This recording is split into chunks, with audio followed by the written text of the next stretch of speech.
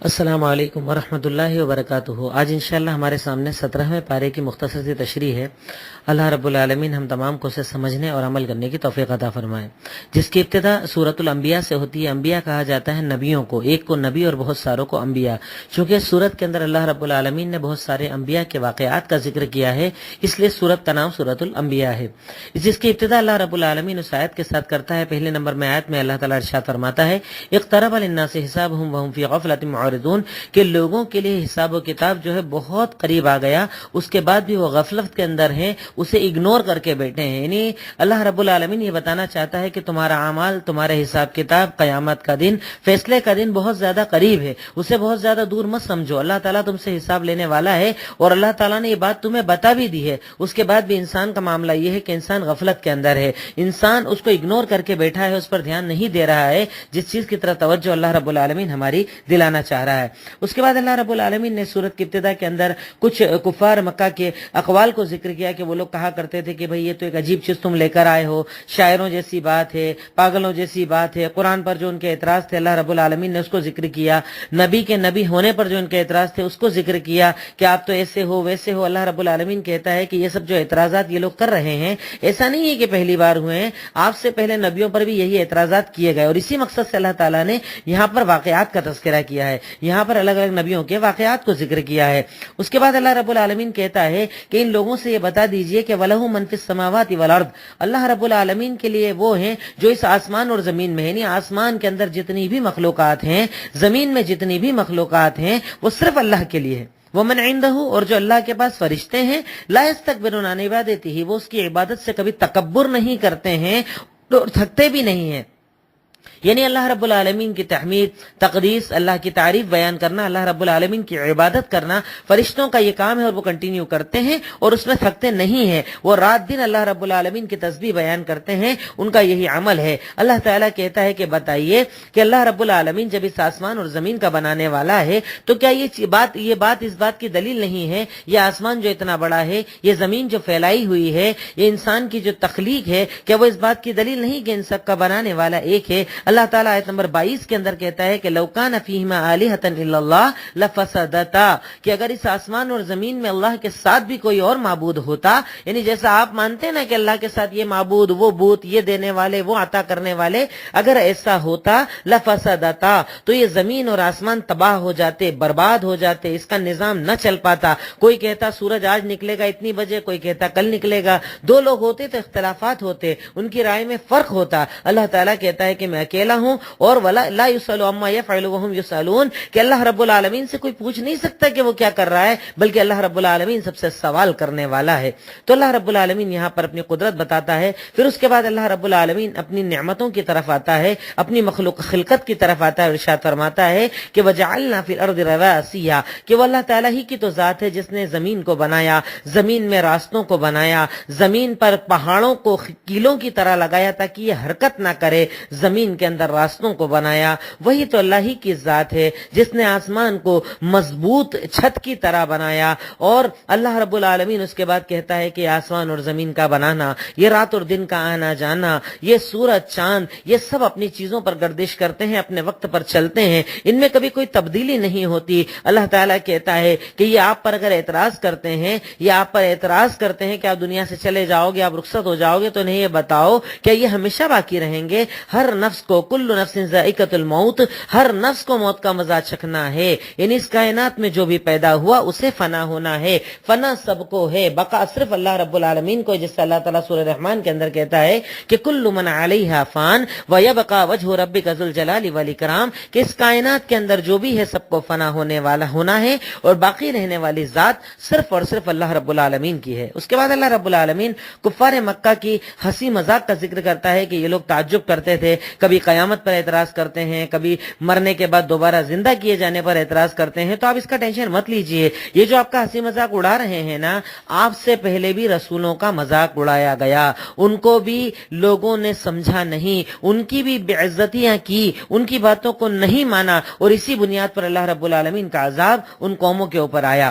پھر اس کے بعد اللہ رب العالمین مختصر واقعات کے ذکر کی طرف آتا ہے تو کہتا ہے حضرت ابراہیم کے واقعے کو یاد کرو. وہ نوجوان تھے, اپنے ابا سے کہا کہ بھئی ان کی عبادت مت کرو, قوم والوں کو سمجھایا, جب نہیں مانے تو انہوں نے بتوں کو توڑ دیا. اب بتوں کو توڑنا تھا, سارے لوگ غصے میں آ گئے. کہا انت فعلت ھذا بآلہتنا یا ابراہیم. آیت نمبر 62 میں اللہ کہتا ہے کہ ابراہیم تو نے ہمارے معبودوں کے ساتھ یہ کہا کیا. تو ابراہیم نے کہا بھئی مجھ سے کیوں پوچھ رہے ہو, اپنے معبودوں سے پوچھ لو, جب تم ان کی عبادت کرتے ہو تو بتائیں گے نا تم کو. جب ان لوگوں کے دماغ میں یہ بات آئی تو ان کے سر جھک گئے. پر ایک بات یاد رکھنا, جس کے اندر اکڑ ہوتی ہے نا وہ اپنی غلطی کو کبھی تسلیم نہیں کرتا ہے. جب یہ دیکھا کہ بتوں کو توڑ رہے ہیں تو کیا کہا کہ حرکوہ وانصروا آلہتکم, حضرت ابراہیم کو جلا دو اور اپنے معبودوں کی مدد کرو. اب سوچو وہ معبود ہو سکتا ہے جس کی آپ کو مدد کرنا پڑے, جس کے لیے آپ کو انتظام کرنا پڑے, جس کے لیے آپ کو لائٹ جلانی پڑے, جس کے لیے آپ کو گھر بنانا پڑے. ارے معبود تو وہ ہے جو آپ کو عطا کرنے والا ہے, آپ معبود کو کچھ نہیں دے سکتے. حضرت ابراہیم سے کہہ رہے ہیں کہ حضرت ابراہیم کے اس واقعے کے بعد وہ قوم آپس میں مشورہ کر رہی ہے کہ ایسا کرو,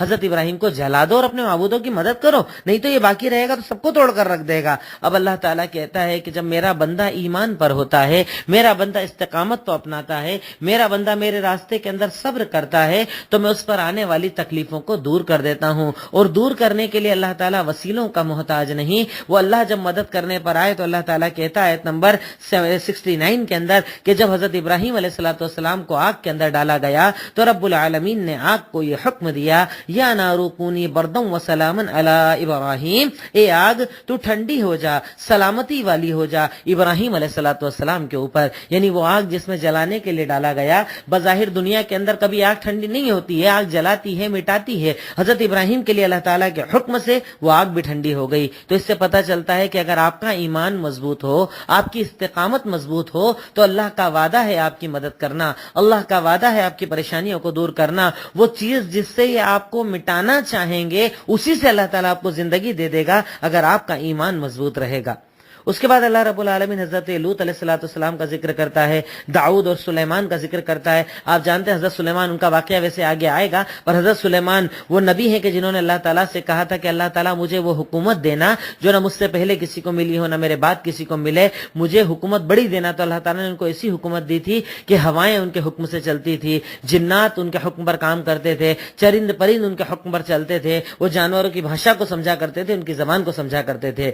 بہرکیف اللہ رب العالمین ان کے ذکر کرنے کے بعد حضرت ایوب علیہ السلام کا ذکر کرتا ہے.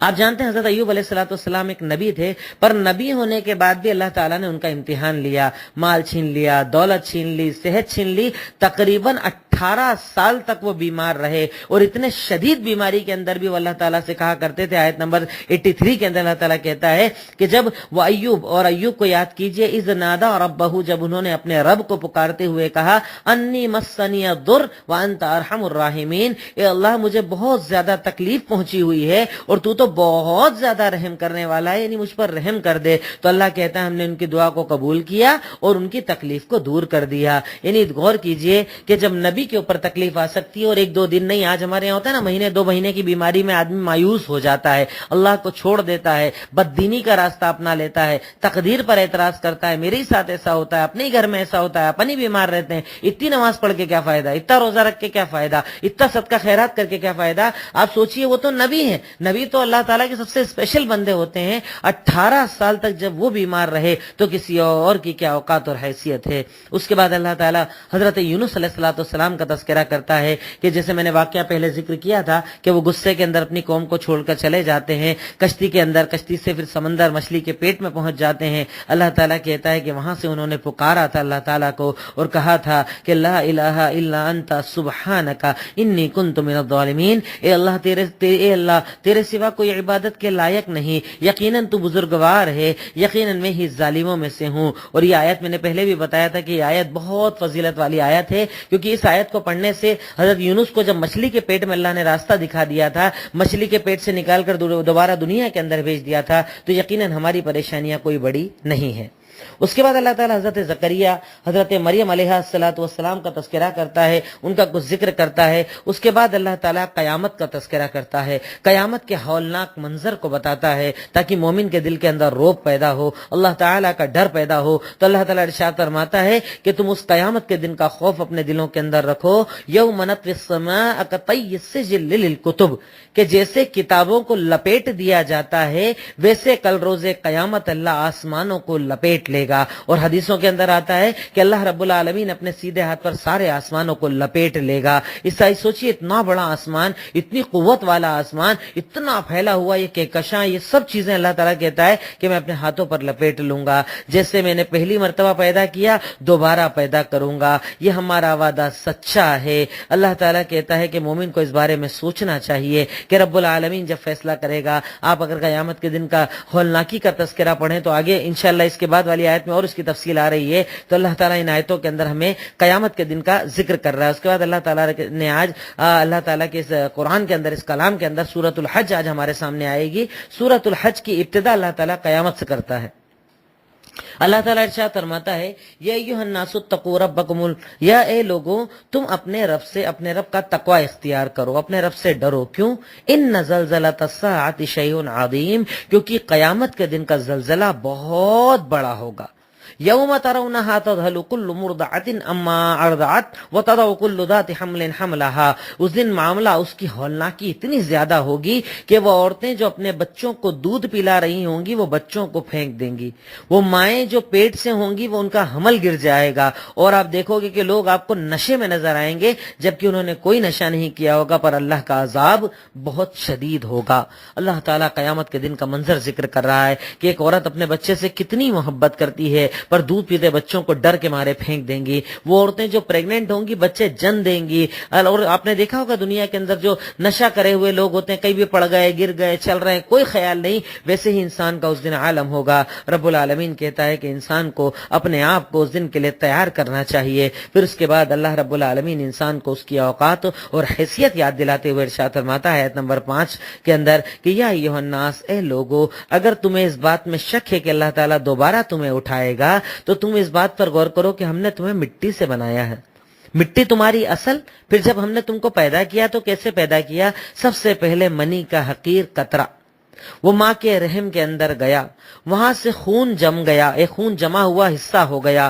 پھر اس خون کو ہم نے گوشت کا لوتھڑا بنا دیا. اس لوتھڑے کو کبھی ہم نے شکل دی، کبھی شکل نہ دی. پھر اللہ تعالیٰ کہتا ہے کہ ہم تمہارے لیے اس کو بیان کرتے ہیں. پھر تم رحم کے اندر 9 مہینے تک رہے، دھیرے دھیرے بڑھتے چلے گئے. پھر اللہ تعالیٰ نے تمہیں ہڈیاں پہنائی، پھر تمہارے چہرے کو شکل عطا کی. پھر اس کے بعد تم ماں کے پیٹ سے 9 مہینے بعد پیدا ہوتے ہو بچے کی شکل میں. پھر تم نوجوانی تک جاتے ہو. کچھ ایسے ہوتے ہیں جو نوجوانی سے آگے بڑھ کر بڑھاپے تک جاتے ہیں اور کچھ کا جوانی میں ہی انتقال ہو جاتا ہے. اللہ تعالیٰ کہتا ہے کہ اس پورے سسٹم کو چلانے والا کون؟ اللہ رب العالمین. ورنہ بتائیے کہ منی سے کوئی انسان بچہ بنا سکتا ہے اگر اللہ نہ چاہے؟ اللہ نے کیا سسٹم بنایا کہ ماں باپ کے ملنے سے، ایک پانی کے نکلنے سے، ماں کے رحم میں داخل ہونے سے رب العالمین نے انسان کو انسان بنا دیا. ماں کے پیٹ کے اندر جہاں کوئی چیز نہیں جا سکتی تھی، کوئی ہوا نہیں تھی، کوئی آکسیجن نہیں تھی، اللہ تعالیٰ نے انتظام کیا کہ تمہیں ماں کے ذریعے آکسیجن ملے، کھانا پانی ملے، ہر چیز تمہاری ضرورتوں کی پہنچائی. یہ اللہ تعالیٰ ہی ہے جو وہاں پر تمہیں زندگی دیتا ہے، پیدا ہونے کے بعد زندگی دیتا ہے، پھر اس کے بعد تمہیں صحت اور تندرستی دیتا ہے رب العالمین. اس کے آگے ایک اور عجیب چیز ہمارے لیے ارشاد فرماتا ہے جو ہمارے معاشرے اور سماج کا آج ماحول بنا ہوا ہے. آیت نمبر 11 سورہ حج کے اندر اللہ تعالیٰ کہتا ہے کہ وَمِنَ النَّاسِ مَن يَعْبُدُ اللَّهَ عَلَى حَرْفٍ، کہ کچھ لوگ ایسے ہوتے ہیں جو اللہ کی عبادت صرف ایک حرف پر کرتے ہیں، یعنی بالکل معمولی عبادت ان کی کتنی ہوتی ہے کہ اگر کوئی اللہ تعالیٰ انہیں انعام دیتا ہے نا تو بڑے سکون کے اندر رہتے ہیں. اللہ مال دے رہا ہے، خوش ہیں. کاروبار دے رہا ہے، خوش ہے. اولاد دے رہا ہے، خوش ہے. خوب خوش ہے، خوب اللہ تعالیٰ دے رہا ہے تو ٹھیک ہے، تھوڑی بہت عبادت کرنا، تھوڑا بہت اللہ کو راضی کرنا. لیکن اگر ذرا سا فتنہ آ جائے، चलता कारोबार रुक जाए, घर में किसी का इंतकाल हो जाए, सेहत है कल बीमारी आ जाए, तो सीधा पलट जाता है, सीधा पलट जाता है, इबादत छोड़ देगा, अल्लाह से दूर हो जाएगा, बिल्कुल नाशुक्री के जुमले बोलेगा, तकदीर पर एतराज करेगा, जो आज हम लोगों के मामूल है। ये जरा सा अल्लाह का इम्तिहान क्या आ जाए, हम लोग घबरा जाते हैं, सारी नेमतें सारी नेकियां सब भूल जाते हैं, अल्लाह ने अब तक क्या नवाजा क्या दिया इंसान सब भूल जाता है। अल्लाह ताला कहता है कि एक मोमिन को ऐसी जिंदगी कभी भी नहीं जीना चाहिए। उसके बाद अल्लाह ताला फिर वही अपनी कुदरतों का जिक्र करता है, आसमान और जमीन का जिक्र करता है। अल्लाह रब्बुल आलमीन हमें फिर यानी चूंकि सूरत का नाम सूरतुल हज है, तो यहाँ पर हज का भी बयान किया गया कि अल्लाह ताला ने ये हुक्म दिया, हजरत इब्राहिम ने यह ऐलान किया कि यहाँ पर सब लोग हज करने के लिए आए। जैसे आज हमारे यहाँ अल्लाह ताला जिनको तौफीक देता है वो लोग जाते हैं, तो हज का पूरा बयान किया। हज के अंदर यहाँ तक के बताया कि आदमी हज भी कर सकता है और हज के साथ साथ तिजारत भी कर सकता है। जिससे पहले दौर के अंदर बहुत ज्यादा हुआ करता था कि लोग जिस मुल्क से जाते थे उसकी स्पेशल चीजें ले जाया करते थे, उसे बेचकर वहां की चीजें खरीद लाया करते थे, तो अल्लाह ताला ने इसे भी जायज करार दिया। पर अगर आप आज की आयतों को पढ़ेंगे ना, तो इसमें अल्लाह ताला बार बार अपनी तौहीद का जिक्र करता है। तो इससे पता चलता है कि हज पूरा का पूरा तौहीद ही के लिए है। क्यों? क्योंकि इंसान जब अपने घर से निकलकर एहराम पहनता है ना, तो सबसे पहला जुमला ही यही कहता है कि लब्बैक अल्लाहुम्मा लब्बैक लब्बैक ला शरीक लक लब्बैक इन्नल हम्दा वन निअमत लक वल मुल्क ला शरीक लक, कि अल्लाह ताला मैं तेरे सामने हाजिर हो गया, यकीनन अल्लाह ताला मैंने हर किस्म के शिर्क को छोड़ दिया, अल्लाह ताला मैंने ये इकरार कर लिया कि तेरे सिवा कोई इबादत के लायक नहीं, तेरे ही लिए बादशाहत है, तेरे ही लिए तारीफ है। हज की इब्तिदा ही बंदा तौहीद से करता है। हजर अस्वद को जाता है चूमने इसलिए क्योंकि हमारे नबी ने चूमा, तवाफ इसलिए करता है क्योंकि अल्लाह का हुक्म है, सफा मरवा की सही इसलिए करता है क्योंकि अल्लाह का हुक्म है। तो अल्लाह ताला कहता है कि तेरा मीना जाना, मुजदलफा जाना, अरफात जाना, वापस मीना आना, कुर्बानी करना, इन सब चीजों का मकसद सिर्फ अल्लाह की तारीफ होना चाहिए, सिर्फ अल्लाह की वहदानियत होना चाहिए। और इसीलिए अल्लाह ताला कुर्बानी के ताल्लुक से जिक्र करता है कि जब एक हाजी हज करने जाता है तो 10 तारीख को कुर्बानी करता है, और हम लोग भी ईद के दिन कुर्बानी करते हैं। अल्लाह ताला कहता है कि इल्ला यनालुल्लाह लुहुमुहा वला दिमाउहा वलाकिन यनालुहु तक़वा मिनकुम, कि जो तुम लोग कुर्बानी करते हो ना, उस कुर्बानी का गोश्त, उस कुर्बानी का खून अल्लाह तक नहीं जाता, अल्लाह तक तुम्हारा तकवा जाता है, तुम्हारी नीयत जाती है, तुम्हारा इखलास जाता है। आज हमारे यहाँ होता है ना, हर अमल के अंदर रियाकारी है। कुर्बानी के अंदर तो कितनी ज्यादा रियाकारी हमारे यहाँ चलती है, कितने का बकरा है, कहाँ से खरीदा, 1 लाख का, 1.5 लाख का, 40,000 का, 50,000 का, सारे जमाने को दिखाना। मकसद ये है कि इनके जैसी कोई कुर्बानी नहीं करता। अल्लाह के नबी ने तो यहाँ तक इरशाद फरमाया कि जब तुम कुर्बानी करते हो तो जब उसकी गर्दन पे छुरी फेरते हो, खून जमीन पर गिरने से पहले अल्लाह उसे कबूल कर लेता है, अगर बंदे के अंदर इखलास हो। तो इस आयत से अल्लाह ताला हमें यह बताना चाहता है कि एक मोमिन को अपने हर अमल के अंदर इखलास को अपनाना चाहिए कि मेरे अमल का मकसद, मेरी जिंदगी का मकसद, मेरे खाने पीने का मकसद, मेरे हर काम का मकसद सिर्फ अल्लाह की रजा हो, अल्लाह के सिवा किसी और की रजा उसके अंदर मकसद ना हो, दुनिया को दिखाना इसके अंदर मकसद ना हो। उसके बाद अल्लाह ताला ने कुछ नबियों का तस्करा, नबियों का जिक्र करने के बाद अल्लाह ताला कयामत का तस्करा करता है, फिर वही मखलूकात का तस्करा करता है, और अल्लाह ताला इन तमाम चीजों के जरिए बताना चाहता है कि तुम अल्लाह ही की इबादत करो और अल्लाह ही के आगे झुको। और आखिरी में तौहीद की बहुत बड़ी दलील अल्लाह रब्बुल आलमीन देते हुए सूरह हज आयत नंबर 73 के अंदर इरशाद फरमाता है कि या अय्युहन्नास ज़ुरिबा मसलन फस्तमस्लुन फस्तमिउ लहू। एक मिसाल बयान की जा रही है, इसको सुनो। यानी अल्लाह ताला हमारा अटेंशन इधर लाना चाहता है कि सुनो, एक मिसाल तुम्हें दी जा रही है, एक एग्जाम्पल के जरिए तुम्हें तौहीद समझाई जा रही है, सुनो, इस पर जरा गौर करो। कहा क्या? कहा इन्नल्लज़ीना तदऊना मिन दुनिल्लाह, यकीनन वो लोग जिनको तुम अल्लाह को छोड़कर पुकारते हो, लन यखलुकू ज़ुबाबन, वो एक मक्खी भी पैदा नहीं कर सकते। मक्खी के जिक्र का मकसद क्या है? यकीनन मक्खी भी अल्लाह ताला की बहुत बड़ी मखलूक है कि इतनी सी के अंदर अल्लाह ताला पूरा सारा सिस्टम रखता है जो एक आम इंसानों के अंदर होता है। पर अल्लाह ताला इसलिए बता रहा है क्योंकि हम आम लोग मक्खी को बड़ा हकीर समझते हैं, मक्खी की इतनी अहमियत को कोई नहीं समझता है। तो अल्लाह ताला कहता है कि एक मक्खी जिसे तुम हकीर समझते हो ना, ये तुम्हारे सारे माबूद मिलकर एक मक्खी भी पैदा नहीं कर सकते। और ये तो छोड़ो कि पैदा कर सकते हैं, अगर तुम्हारे माबूदों के सामने कोई चढ़ावा चढ़ा हुआ हो और ये मक्खी आकर उसे اسے اڑا لے جائے یعنی کوئی اٹھا کر اس میں سے لے جائے تو یہ اس کو روک بھی نہیں سکتے ہیں. ضعف الطالب والمطلوب، جس سے مانگا جا رہا ہے وہ بھی کمزور ہے اور جو مانگنے والا ہے وہ بھی کمزور ہے. یعنی اگر تم اللہ کو چھوڑ کر کسی کی عبادت کرتے ہو، اللہ کو چھوڑ کر کسی اور کو پکارتے ہو، کہیں اور اولاد نظر و نیاز، یا تم اللہ تعالیٰ کے علاوہ کہیں اور روزی تلاش کرنے جاتے ہو، تو اس بات کو یاد رکھنا کہ دینے والی ذات صرف اللہ رب العالمین کی ہے. اس کے سوا کوئی عطا کرنے والا نہیں، اس کے سوا کوئی دینے والا نہیں، اور اگر وہ روک لے تو کوئی عطا کرنے والا نہیں. اس لیے ایک بندہ مومن کو ہمیشہ اللہ رب العالمین کے آگے جھکنا چاہیے، توحید کی اہمیت کو سمجھنا چاہیے، کیونکہ توحید ہماری بنیاد ہے. توحید کی بنیاد وہ ہے کہ اگر اس کو کوئی بندہ اپنا لے تو انشاءاللہ اس کے دنیا اور آخرت کے سارے مسائل دور ہو جائیں گے. یہی وہ توحید ہے جو امن ہے، یہی وہ توحید ہے جو ہماری زندگی ہے. اور میں آخری میں بات ضرور کہوں گا کہ ابھی جیسے الیکشن کے تعلق سے بہت زیادہ مسائل لوگوں کے درمیان چل رہے ہیں، میں یہی بات کہوں گا کہ حضرت ابراہیم کا واقعہ اپنے سامنے رکھیے، حضرت یونس کا واقعہ اپنے سامنے رکھیے کہ اگر آپ اتنا چاہتے ہیں کہ ظالم آپ پر مسلط نہ ہو تو صرف اللہ تعالیٰ سے سچے دل سے رو رو کر دعائیں مانگیں کہ اللہ تعالیٰ ظالموں کو ہم پر مسلط نہ کرنا، ان کو مسلط کرنا، ان کو ذمہ دار بنانا جو ہماری رعایت کر سکیں. تو انشاءاللہ اللہ تعالیٰ تو وہ ہے کہ جسے اسباب کی ضرورت نہیں، وہ جب جلتی آگ کو ٹھنڈا کر سکتا ہے تو پھر ان سب کی کوئی اوقات اور حیثیت نہیں. ہم سب اللہ تعالیٰ سے دعا مانگیں کہ اللہ تعالیٰ ظالموں کو ہم سے دور رکھ. اے اللہ تعالیٰ ہم پر ان لوگوں کو لا جو ہمارے احکامات کو سمجھ سکے. السلام علیکم ورحمۃ اللہ وبرکاتہ.